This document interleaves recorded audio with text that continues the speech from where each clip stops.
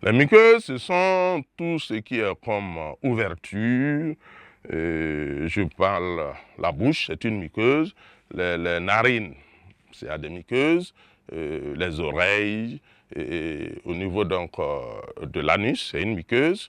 Il y a aussi les voies génitales, que ce soit chez l'homme ou chez la femme, l'urètre, le vagin, et tout ça, c'est des muqueuses que l'organisme donc porte, qui peuvent être aussi des portes d'entrée. Mais ces muqueuses sont bien protégées parce que très souvent, vous avez des sécrétions à leur niveau. Au niveau de la bouche, vous avez la salive qui contient des substances qui peuvent donc neutraliser les microbes. Au niveau des yeux, vous avez des larmes également qui produisent des substances et qui peuvent neutraliser. Au niveau des voies génitales aussi, l'urine acide, ça permet de neutraliser les microbes.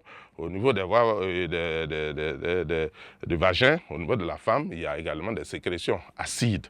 Tout ça pour protéger l'organisme. Donc, ces muqueuses-là sont des barrières également parce que ça va donc...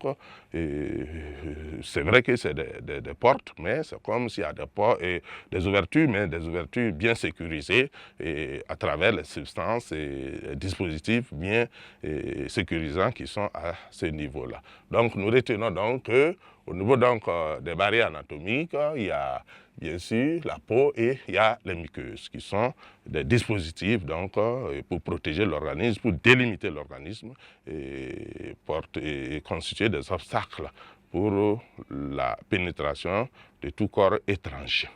Maintenant, après donc, les barrières anatomiques, nous avons les barrières biochimiques. Donc, petit 2.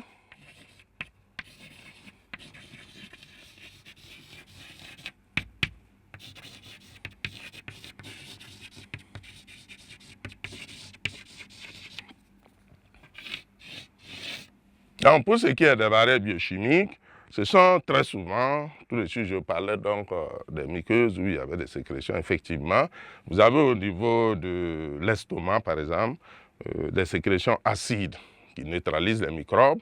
Donc, ce sont des substances qui sont là, qui vont donc être sécrétées et qui vont donc neutraliser les microbes. Vous avez aussi d'autres sécrétions qui peuvent neutraliser les microbes, au niveau notamment de les sécrétions. Donc, au niveau des larmes, j'ai parlé donc des sécrétions donc, qui sont des substances qui se trouvent à ce niveau également et qui peuvent donc neutraliser les microbes. J'ai parlé également des voies génitales où vous avez des sécrétions qui sont là et qui sont acides et très souvent qui peuvent donc neutraliser les microbes. Donc, on a, en plus de ça, on a la sueur qui est également à travers les pores de la peau qui sont également contiennent des substances qui neutralisent les microbes. Et vous avez la bile qui contient donc qui est une substance alcaline qui également peut contribuer à la neutralisation. Donc voici donc les éléments qui peuvent constituer une barrière biochimique. Donc on retient la sécrétion acide gastrique. Donc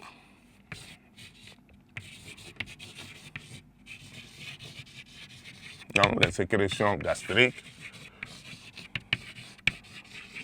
Donc, au niveau de l'estomac, vous avez de l'acide gastrique qui peut neutraliser.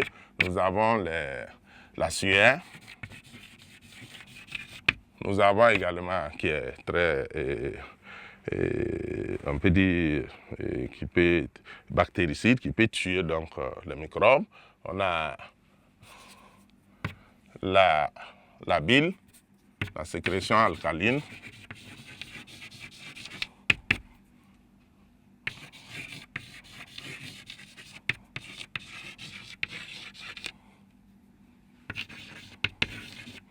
Donc également certaines sécrétions, j'allais dire, au niveau des voies génitales.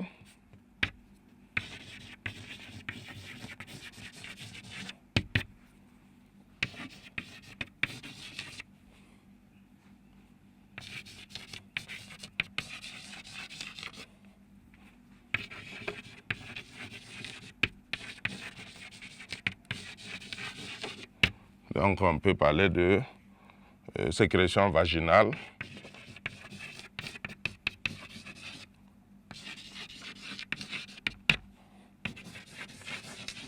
Donc qui sont des substances biochimiques, des barrières biochimiques, bien sûr, pour les microbes. Bon, il y a les larmes aussi, hein. On peut ajouter les larmes, qui sont très acides, et tout ça contribue donc à constituer une barrière donc, pour la pénétration des microbes, pour éliminer donc les microbes. Donc ensuite, après donc les barrières et les moyens de défense externes, nous allons voir les moyens de défense internes. Donc grand B,